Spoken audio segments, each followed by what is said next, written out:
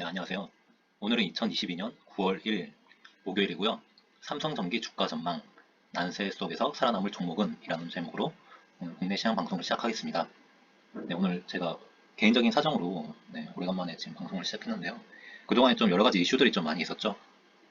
미국은 이제 잭슨홀 미팅 이후에 큰 폭의 하락이 있었고, 그 다음에 국내 증시는 미증시에 비하면 조금 버티는 모습을 보여주다가 오늘 급락하는 모습을 보여줬는데요. 오늘 코스피가 2.28%, 그 다음에 코스닥이 2.32% 각각 하락한 오늘 포인트로 좀 장을 마감했는데, 외국인과 기관, 특히 기관 쪽에서 좀 많이 매도세가 이어진 것 같아요. 그래서 오늘 전반적으로 증시가 급락하는 모습을 보여줬고요.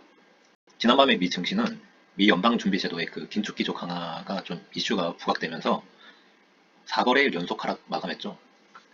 다우가 0.88, 그 다음에 S&P 500이 0.78, 그러니까 나스닥이 0.56%가 하락했고요. 이 수치는 지난 그 서머랠리 계속 오르는 그 상승폭에 총 50% 이상의 그 반납하는 수치를 보여주면서 지금 미증시가 계속 하락하는 모습을 보여주고 있습니다. 그리고 로레타 메스터라는 그 클리블랜드 연방준비은행 총재가 미국 기준금리가 앞으로 수개월 안에 4% 이상으로 올라갈 것을 전망했다고 합니다. 이 수치는 이제 현재 2.25%보다 1.5% 이상 높은 수치고요. 앞으로 이제 긴축을 계속 강화해 나가겠다라는 그 기조를 다시 한번 재확인시켜주는 발언이라고 좀 볼 수 있을 것 같습니다. 그리고 유로존의 8월 CPI 수치가 나왔는데요. 전년 대비해서 무려 9.1% 상승하는 수치를 좀 보여줬고요. 지금 유럽이 전반적으로 좀 안 좋죠. 러시아의 그 천연가스관 폐쇄 이슈와 더불어서 유럽은 완전히 경기 침체로 들어섰다라고 좀 판단이 들고요. 그리고 잭슨홀 미팅 이후에 시장은 경기 침체, 그동안 계속 경기 침체에 관련된 이야기, 그 다음에 그런 관련된 지표를 통해서 시장에 반영하는 모습을 보여줬다면, 이번에는 연준의 긴축 강도에 포커스가 좀 집중된 모습이죠. 9월 22일인가요? FOMC 회의에 금리가 이제 75bp 인상이 거의 유력하다고 좀 보여지고 있고, 어떤 분들은 또 100bp까지도 언급하는 분들도 있더라고요. 근데 제 생각에는 75bp가 좀 유력해 보이고요. 그래서 지금 전반적으로 시장 분위기는 긴축에 조금 더 포커스가 맞춰진 모습이다 라고 좀 평가가 듭니다. 하반기에는 이제 10월 16일 날 시진핑의 그 3연임이 확정이 됐죠. 그래서 어떤 뉴스에선 대간식이라고까지 표현을 하는데 거의 독재죠. 네, 중국은 완전 이제 1인 독재로 굳어지는 모습이고요. 원래 중국이 아마 그 공산당이고, 그다음에 공산주의 국가고 사회주의 국가라고 해도 3번 연속으로 이제 해먹는 경우는 없었다고 하는데, 그 헌법을 고치면서까지 3번 이상 해먹겠다 시진핑이 야욕을 드러내고 있죠. 지금 중국은 갈수록 좀 노답인 상황인 것 같고요. 그리고 11월 8일은 미국 중간선거, 그 다음에 11월 15일 날 G20 정상회의가 있을 예정입니다. 그래서 이때 그 하반기에 있을 주요 이벤트들을 조금 체크해 보시면 좋을 것 같고요. 그리고 오늘 코스피는 안 좋았죠. 네, 전일 미 증시에 그 경기 침체 우려가 부각되면서 또 미국 정부가 AI용 반도체 중국 수출을 제한하는 조치를 발표했습니다.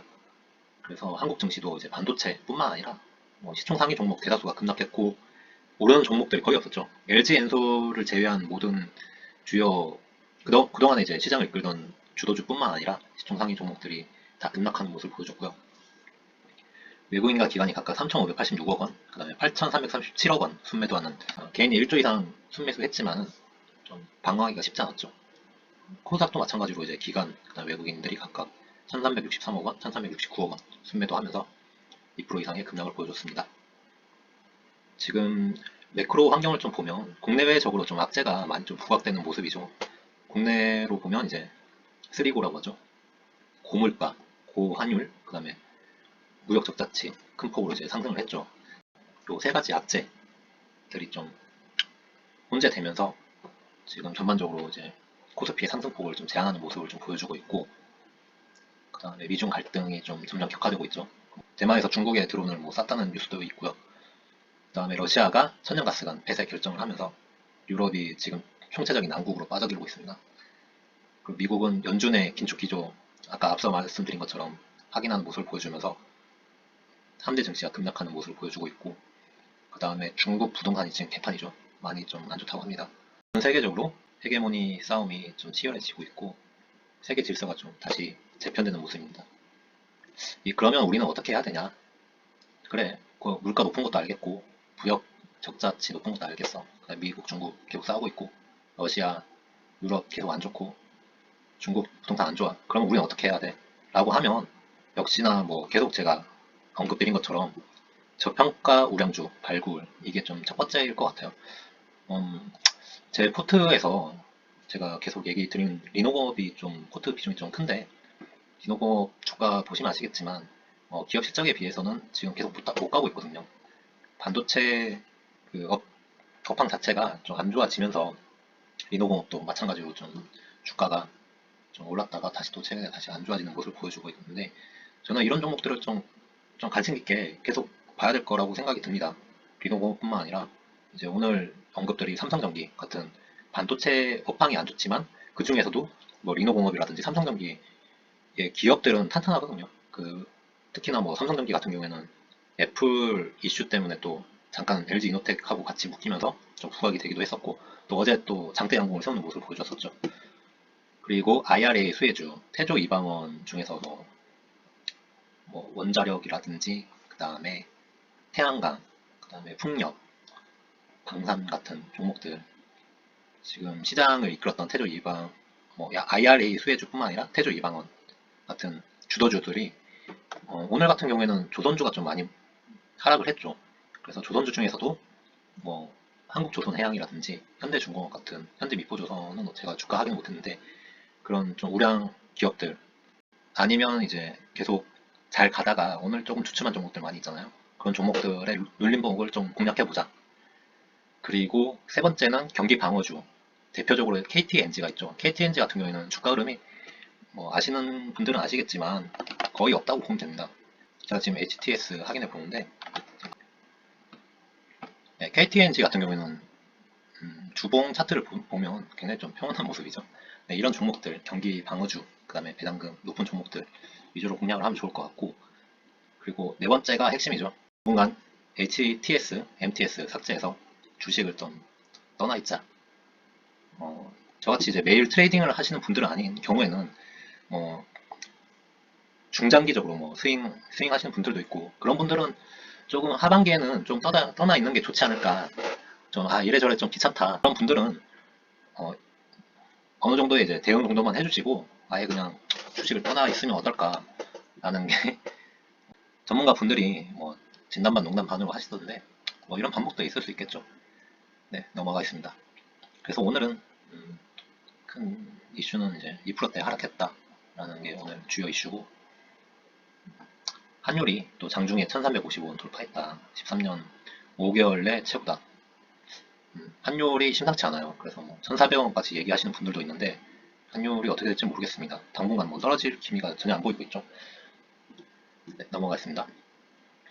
그래서 오늘은 삼성전기에 대해서 좀 얘기를 좀 해볼 건데요.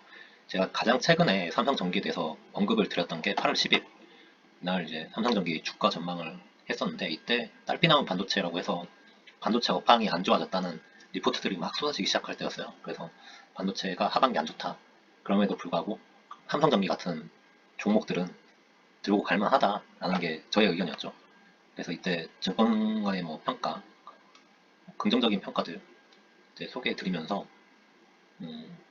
그때 추세선을 좀 많이 하락한 그날이었어요. 8월 10일 날 추세선을 좀 하락했는데 제가 이때 추세선에 저점 라인을 그어보고 13만 1,000원을 이탈하는지 한번 체크해 보자 라고 그때 얘기를 드렸고 만약에 뭐 하락하면 뭐 추가 매수 접근해도 좋다 아니면 뭐 상승해도 뭐 신규로 진입해도 나쁘지 않다 라고 이렇게 의견을 좀 드렸었는데 그 다음날인가? 그 다음날 바로 이렇게 버티고 올라가는 모습이었죠. 그래서 14만 1,000원 구간에서 이제 조정이 있긴 했지만은 계속 이제 큰 하락과 큰 상승 없이 행보하는 모습을 보여줬고요. 어제 장대 양봉을 좀 세웠었는데, 애플, 어제 전체적으로 이제 시장이 좋아지고, 그 다음에 애플 수혜주로 좀 부각이 되면서 어제 좀 장대 양봉을 세우는 모습을 보여줬습니다. 삼성전기 같은 경우에는 MLCC라고 해서 MLCC가 이제 전기를 모았다가 뭐 보내줬다가 하는 역할을 하는 부품이라고 합니다. 저도 자세하게는 모르겠고 삼성전기 홈페이지에 들어가면 여기 자세하게 설명이 되어 있으니까 관심 있는 분들은 들어가셔서 삼성전기 홈페이지에서 참고해 보시면 좋을 것 같고요. 그래서 삼성전기가 왜 애플 수혜주냐? 이 MLCC 부품을 납품을 하고 있죠. 그래서 삼성전기가 MLCC 납품함에 있어서 이제 애플 수혜주로 좀 부각이 됐었는데, 그래서 MLCC 같은 경우에는 그 이베스트 증권에서 7월 29일짜리 부트로 통해서 이제 MLCC 관련된 얘기를 좀 언급을 한 게 있어요. 그래서 이거 잠깐 소개해드리면, 최근 MLCC의 경우에 전장 매출 비중이 높아지고 있고, 광학통신은 북미 전기차 업체 신규 모델량 공급 확대가 확실시되고 있다. 또한 패키지 기판용 대규모 투자의 주요 수요처 또한 서버 네트워크 산업으로 진행되는 만큼 향후 매출 구성의 경우 IT 제품의 의존도를 축소하고 전장 및 성장 산업향 매출이 지속적으로 증가, 안정적인 수익 창출이 가능할 것으로 전망한다. 라는 리포터가 있었어요. 그래서 이 MLCC에 관련된 수익성이 좀 좋아질 거다라는 얘기가 있었고, 그 다음에 삼성전기는 마침 MLCC를 애플에 납품을 하고 있고, 그래서 반도체 업황이 안 좋지만은 그래도 이런 종목들을 조금 발굴해서, 삼성전기 같은 경우에는 뒤로 가죠. 지루한 흐름을 계속 보여주고 있는데 그래도 크게 하락하는 모습은 또 없습니다. 그래서 참 개인 투자자들한테 좀 고통의 시간을 계속 지속적으로 안겨주고 있는 종목인데, 제가 앞서 말씀드린 것처럼 8월 10일 날 이제 14만 1,000원 저점을 하긴 했고, 그 다음에 8월 26일 이때쯤이었죠. 이때 이제 61선 구간을 들어오면서 그 다음에 좀 하락했다가 다시 어제 60선 구간 다시 재탈환 하는 모습을 좀 보여줬죠. 그래서 제가 카카오라든지 LG전자라든지 뭐 이런 리노공업이라든지 그 종목들을 언급을 하면서 이 61선에 대해서 좀 강조를 좀 드리고 있는데, 삼성전기도 마찬가지로 평균선이 역배열된 상황에서 61선을 터치했다. 그리고 나서 조금 조정받다가 그 다음에 좀 의미 있는 모습을 좀 보여주지 않을까라는 의견을 좀 드리고 싶어서, 그래서 1차 목표가는 지금 14만 1,000원 라인에서 계속 이제 조정을 받고 있는데, 요거 바로 윗단계 이제 14만 3,500원 요 라인까지 좀 봐야 될 것 같고요. 그 다음에 1차 목표가를 돌파하면 두 번째인 14만 8,000원 라인 요까지는 좀 봐도 좋지 않을까. 그래서 지금은 삼성전기는 눌림 매수 자리다 라고 의견을 드리고 싶습니다. 저도 오늘 삼성전기 하락하는 모습을 보여주고, 그 다음에 근데 61선 또 이탈은 하지 않았어요. 그래서 오늘 좀 적극적으로 매수가 좀 들어갔고요. 그 1차 목표가는 14만 3,500원, 그 다음에 2차 목표가는 14만 8천원까지 좀 볼 생각입니다. 네, 그래서 오늘 시장 방송은 여기까지 좀 하겠고요. 그리고 지금까지 시청해주셔서 감사합니다.